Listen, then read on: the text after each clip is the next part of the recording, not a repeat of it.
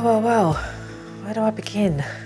You obviously know that you've got serious issues to address.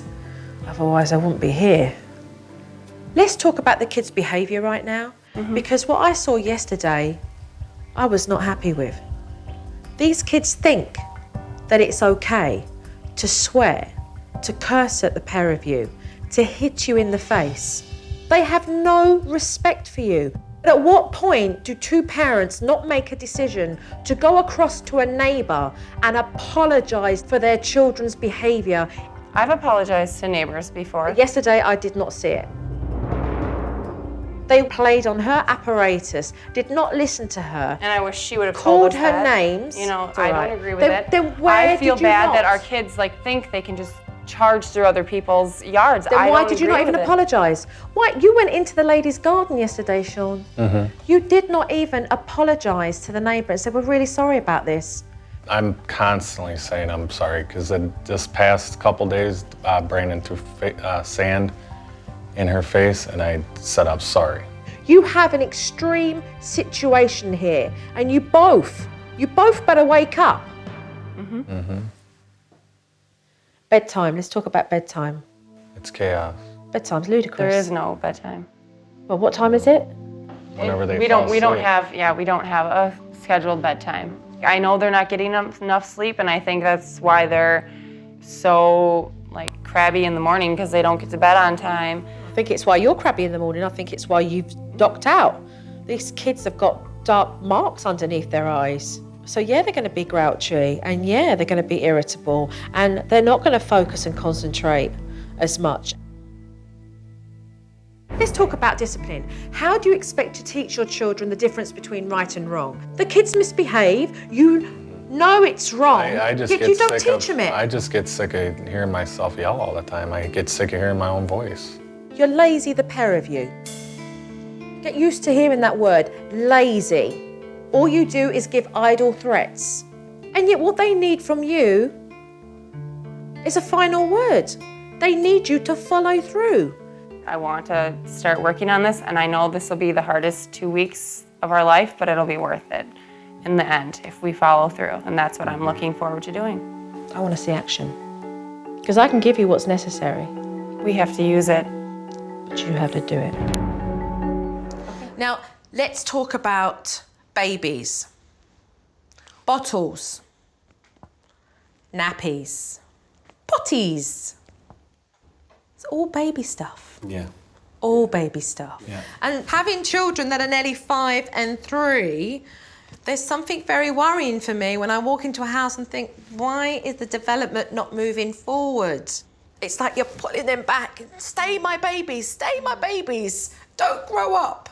I'm trying to make my own life easier because I know what's going to happen when we take the bottles away. You know, there's going to be a big fuss. They love their bottles, yeah, it's I'm trying to keep. I just don't want to rock the boat. Quite frankly, it's a no-no. You know, I want to say, and they're 5 and 3. They're not babies anymore. Yeah. You're Yeah. going to make them think they're babies. They're going to start to behave like babies. They're not little anymore. Make life easy for everyone. Treat them the age they are. Eating has really taken up a lot of focus and a lot of energy in the house. You know, baby food is not giving them anything. No. The children's delayed speech development is due to the fact that when they... delayed for 2.5-year-olds? Yes. Yes, I think it's slightly behind. Yeah. I know that's because, you know, they're not eating whole pieces of food and grown-up food. And so, you know, it's delayed their speech. Because what it does enable us to do is to use our facial muscles. Which then develops our language, our speech. And that is behind. Pureed food doesn't allow them to do that. Yeah. So what has to change is your approach and your behaviour to it. Out in public. Bit of a disaster yesterday, to say the least.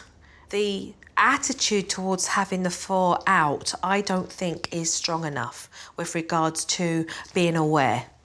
What you should be feeling is that you've got everything under control and you know that you're able to manage 4 kids when you're out in public, because it's about safety and fun when you're out, okay? I haven't seen discipline in the house.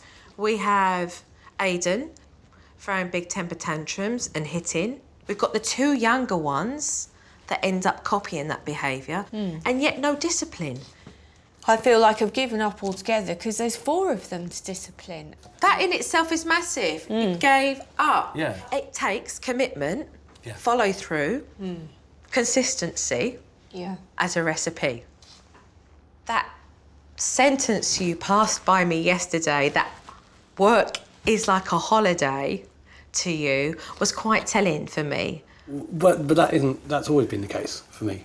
You know, I've always enjoyed my work. I understand that because that's what I do. I understand that feeling of, you know, when you're at work and you enjoy what you do and you're in there, you know. But likewise, we want the same feeling when you come home. Yes. It should be, I'm coming home and actually, you know what? I'm blessed. As a couple, you know the priorities of raising those kids. You need to be able to give the same respect for your own relationship. You need to put in the same love to your own relationship.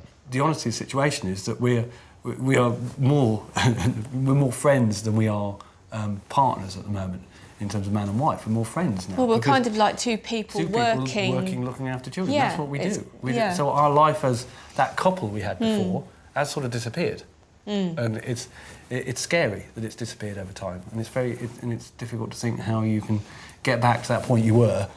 Spending some time away from the kids, that would be really good.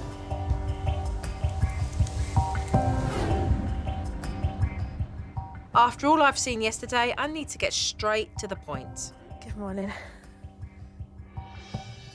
Let's talk about Logan. He's 15 years old. He can't even be a kid. He can't even hang out with his friends as a 15-year-old because he's too busy playing dad around the house. Logan, do this. Logan, do that. Logan, take the children. The boy has had a panic attack. Ever had one of them? No? No. The first thing you think when you have one is that you're dying. Is that fair? No. Right now, you're in cuckoo land, the pair of you. You're in cuckoo land. You know, Carly really needs to be able to talk to you. She needs to be able to look up to you. What do you want her to take from you? I would hope Carly would be able to say, you know, my mother inspired me because she understood me, because she lifted me up, because... Do you honestly think she could say that right now? I don't think right now she could say that. No. But you know what? If we were to be really truthful, you probably didn't have a mum that said that with you, did you? So, as a mother, why don't you take what you didn't have and give that to your daughter so that they can have? So that your daughter doesn't have to grow up and have loads of babies to get the same needs met. Right? What are we gonna do? Make a big change. Just let our kids be kids. Just let them have fun. If what I've had to say today has touched a raw nerve, then I know I'm talking to two parents who've got feeling. And that's a good thing, because that means we can work on all of that. Okay, thank you. The first thing that I want to discuss with you both is your home. I mean, there is so much stuff in your apartment and you're continuing to add. We work during the week, so when we get home, I don't really feel like pulling stuff out of the shelf. So we really need like a weekend or a vacation. There's so much here that you can't do anything. It's kind of like, well, what's the point? You can't get at anything. You're living on top of stuff that you just need to clear out. And you don't need a vacation to do those things. A vacation is for you to relax. You're right. Let's talk about the kids' behaviour. When Ryan doesn't get his own way, he just freaks out. He goes up onto his tippy toes, he stiffs himself like this, really starch, okay? And then he starts to cry. He has learnt he gets what he wants when he behaves that way. Can it be fixed? In a heartbeat. But it needs two parents that are consistent, and it takes basically some tough love in saying no is no today, okay? I mean, there's no reason why you guys can't be polite, but no is no. I mean, look at the toys. I want a toy and he gets a toy all the time. I mean, how many toys have these kids been brought home? A lot. It's Way more than it's enough. gone over the top. I mean, we have overindulged them. He looks in our bags to see like a Santa Claus coming home every day. Like, what do you have for me? You wait, he'll be 12, he'll be asking for a bike every time. You know, I mean, it's just ridiculous. You're filling your time that you don't spend with your kids with buying them things. Your kids don't want or need these toys. They don't. What they want is quality time with two parents who are going to be fair and funny and silly with them, but who are going to give them guidance and directions and raise them with healthy family values. The last thing I want to talk about is bedtime. You're laying on the floor to get your child off to sleep, touching their fingers, and then you're in bed with Ryan. I mean, you've got to laugh because it's so, if you don't, you'll cry because the pair of you are absolutely knackered. I fall asleep before Jonathan does on the floor. She'll leave me there for 3 hours. At 1 in the morning, I'll wake up. My body will be stiff as a board. Why did you leave me here for 3 hours? Oh, you look comfortable, Greg. But it's crazy. 4.5 years, you guys haven't slept in your own bed on your own. I mean, that's ludicrous. Sure. So we need our lives back.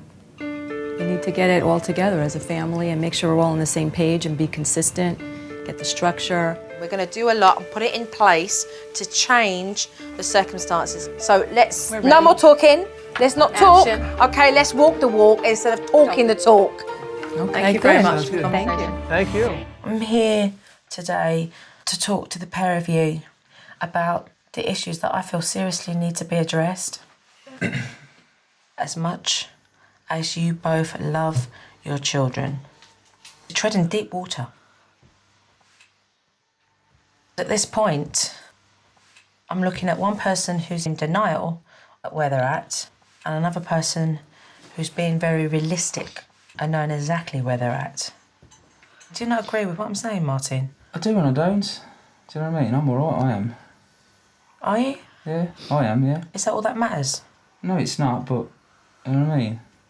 What part of you feels that it's acceptable and okay for you to sit on that chair all day and turn a blind eye? We clash when we try and do stuff together with the kids, so... Talk about that then. Because if I go in and try and discipline them, I've done it all wrong. Is that why you've given up? Well, what is the point? Do you know what I mean? If all you get is grief for it, all I want is a quiet life. I don't need none of this in my ear. Martin, you're 27. 27. Not 8. Yeah, but you've been spoken to like that, I ain't doing it, so... What's the relevance in what Martin's saying here? When I'm undermined by you. Yeah, I can see what you're saying, and yeah, I suppose I do agree with you to a point. Your children need to see the solid rock, that united front. Martin needs to be able to feel equal as a parent in this house without you undermining him. Natalie needs to feel like you're there with her as a proud parent. But I don't see nobody feeling proud about being a parent right now.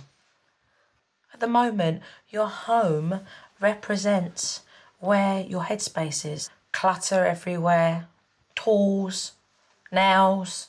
Why? I wish I knew, because I'm fed up of arguing about it. There is no discipline in the house. The children haven't known consequences. Anything goes in this household. You are not doing the best that you could do as parents. And that means you're failing your children. They're not that bad. I don't think they're that bad. You don't think they're that bad? No. You think that Tia punching and kicking is acceptable. Every time she kicks off, she will get her own way because that's what she's been taught. You think it's okay for Tyler to be having meltdowns and shouting is acceptable. And I'm telling you how it is because the truth is a powerful thing. And you need to hear it. You need to change. You both need to change. I want to. I'll give it a go. I'll try, yeah. Okay, so today we start. Lots of work to do. Yeah. So let's get cracking. Cool.